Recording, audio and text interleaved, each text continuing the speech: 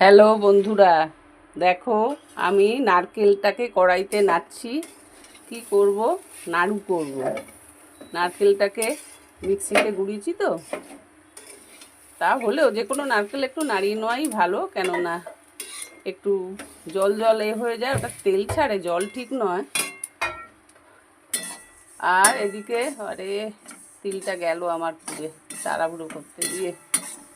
এই যে এদিকে তিলও একটু রেখে দিয়েছি, এই তিলটাকে নারকেল নাড়ুতে দিয়ে দেব। এই তিলটাকে ওই জন্যে একটু কড়াইতে নাড়ছি, আর নাড়বো না, হয়ে গেছে। এটা বন্ধ করে দিই। তো একটা তাই একটু হয়ে গেল, কালো কালো হয়ে গেল।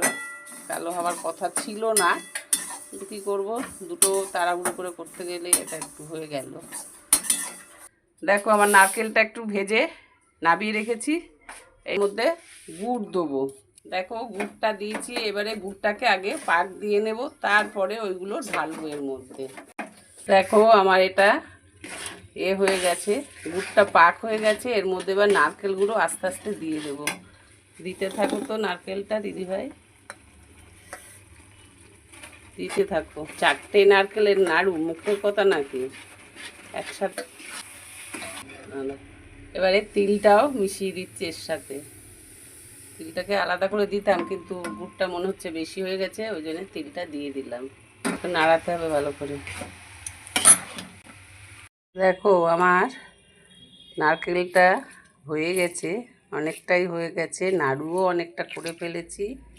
এটা তোমাদের দেখালাম। কটা নারকেলের নাড়ু করলাম বলো তো? 4টে নারকেলের নাড়ু, আর প্রায় 250 গ্রাম তিল, ভাজা তিল, সাদা, সেটাও দিয়েছি।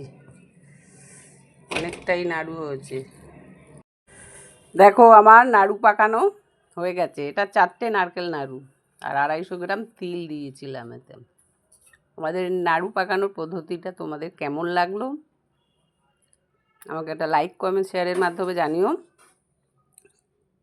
আর যারা ইউটিউব থেকে দেখছো তারা একটু সাবস্ক্রাইব করে দিও, যাতে আমি একটু এনার্জি পাই। কোনো কিছু কাজ করার একটু এনার্জি তো আনতে হবে, তোমাদের থেকেই আমি নিই এনার্জি। আমার খুব ভালো লাগে তোমরা যে কমেন্টগুলো করো। এখন রাখছি, অনেক বেলা হয়ে গেছে আজকের এই নাড়ু পাকাতে গিয়ে। টাটা, আবার অন্য কিছু নিয়ে আসবো।